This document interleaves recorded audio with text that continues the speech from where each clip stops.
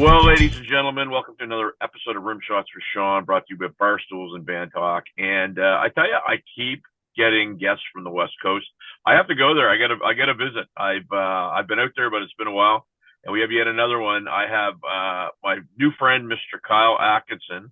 He's going to tell us all about his project called Sithis. I hope Yeah. we got that right. That's a bit of a tongue twister mouthful. How are you, sir? Hi, dude. Ladies and gentlemen, dudes and dudettes.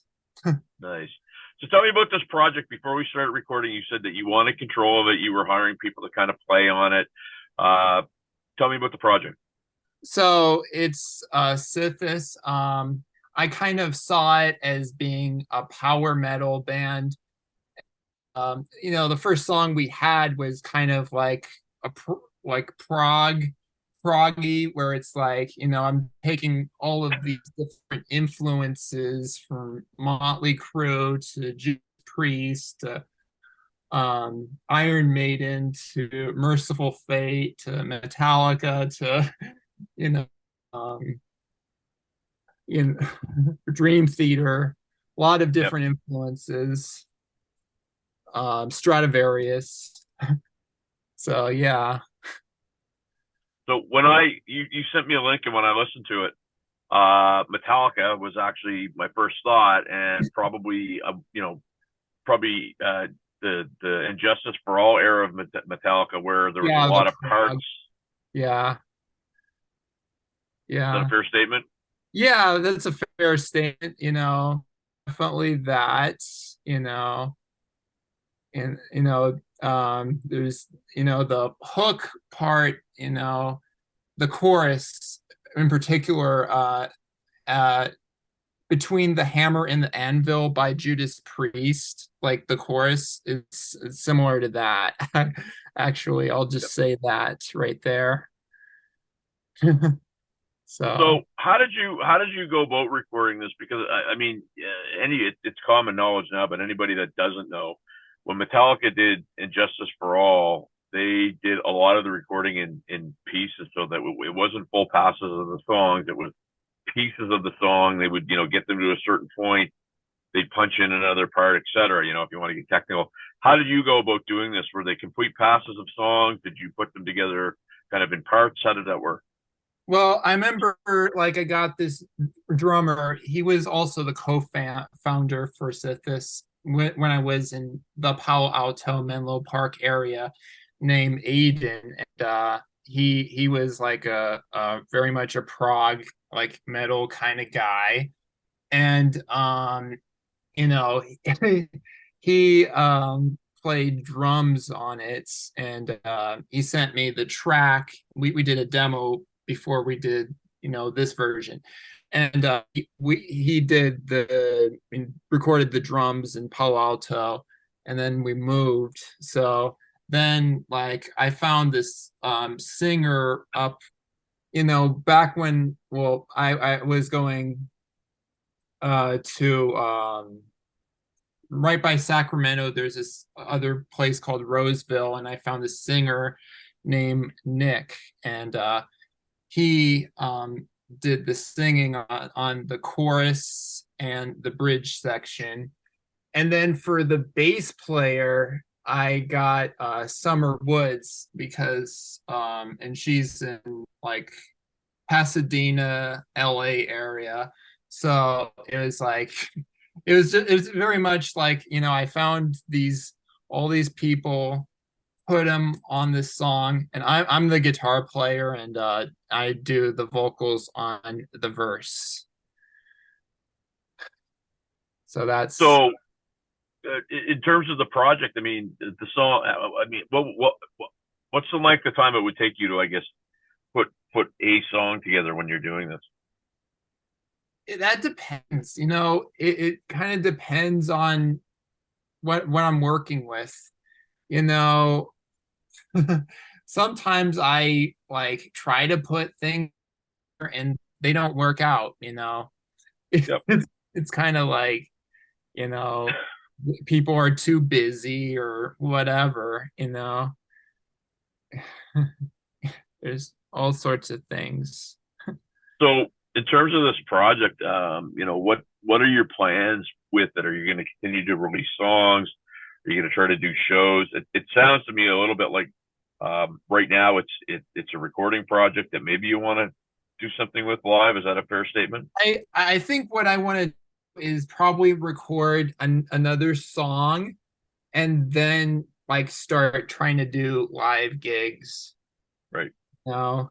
And it's like I know what with when I released, Sithis, I look at some of like the demographics and stuff and where, the views are coming from. And it turns out that most of the views are coming from like Brazil, Mexico, and like Colombia. And then like for America, you have like the Midwest, like Michigan and Ohio. So it's kind of an interesting mix of fans right there. I think if you were actually to do a little bit more of a deep dive on that, I think that you would see that it probably makes sense because I mean you always hear, I mean I certainly do anyway. Bands go to Brazil, and I know a few people that go down there and it's nuts in that they can go down there for 6, 8, whatever weeks and play. Geography's pretty spread out. It's hard for them, to get around because it's, kind of a lot of space between venues and shows. But the other place is Europe. In particular, the Scandinavian countries really seem to eat that form of music up. Yeah. Yeah, sometimes we'll get some views from like England and like Sweden as well. So yeah. So, do you have a timeline on, another song? Would it be a totally original project before you get out and do some shows, or how would you approach that? I feel like here's what I'm thinking. I'm thinking for my next song, I'm thinking of doing like a symphonic metal kind of song, just kind of kind of like keeping in like the like realm. It's kind of like an instrumental, like symphonic metal song. And uh then I'm thinking of doing some like live shows. Right. So for this song, I'm thinking of like hiring like I'm a violin player and I got this one guy from France and we'll see if he he gets back to me and gets the track. But so that's kind of where I'm at with that for my next song. And then I think after I do that, I'll start doing live gigs. I mean, and that's the beauty of music now is that technology allows you to record with anybody in the world. The downside is if you have somebody that isn't accountable, it may take a long time to get that track back to you. And Yeah. I know I do a lot of recording myself for people, and oftentimes what I get, well, I shouldn't say oftentimes, but sometimes what I get is a track with a really bad click track to follow. It's not really set up with the music, so you end up having to kind of play. Stop time. Well, yeah, you have to focus more on the music than the click track, and it can be yeah can become cumbersome. So I guess the big thing is finding people that are going to be accountable and getting her done right. Yeah. You tell them like what the song is and what tempo the song is and send them tabs or um music notation if you have to. Oh. So I guess the last question, because we have anywhere from on a good day we'll have, I don't know, 10, 12,000 viewers. On a huge day we might have 150,000. My audience is great. They're all around the world. Where would my viewers find out a little bit more about what Kyle Atkinson is up to and the project and following along? Well, I have a YouTube. I have Bandcamp, and I'm on Facebook. And Sithis does have a Facebook page. Good. Um, So, and I mean, one of the things I guess I'll say is, I'm on YouTube and some other people are on YouTube. And kids, it's very important to subscribe. Everybody, these Yes, platforms, subscribe. well, and I know what it's like to try to get people to subscribe, and that's not to make anybody, be put on the spot. But I mean, when you get free content, I guess the want or the will to subscribe maybe isn't there. It takes 10 to 15 seconds to subscribe to somebody's YouTube channel. So, do it. Just be nice and do it. Kyle, man, is there anything else that we missed that you want to get across that you're looking to get out there? The hardcore dude. Remember I sent you a clip of that? Yep.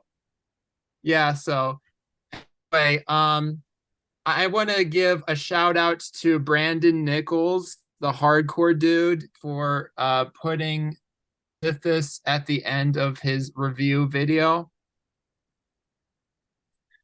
Those things are cool, man. If you can get on one of those, because sometimes, they might not do anything, and every now and again they will go viral depending upon the person that's doing the review, and it's pretty cool. So that's awesome. Yeah. Good on you, Brandon. Brandon Nichols, you said, correct? Yeah. That a boy. Well, I want to thank you, Kyle, for doing this, man. It took us a little while to get her done, but we got her done, and I think it's important for independent artists to have a platform to get their music out there, because it's tough slogging, man. Everybody knows that this big business is a dog's breakfast right now. So I want to thank you, my friend. Yeah. Thank you, dude. We're back after this.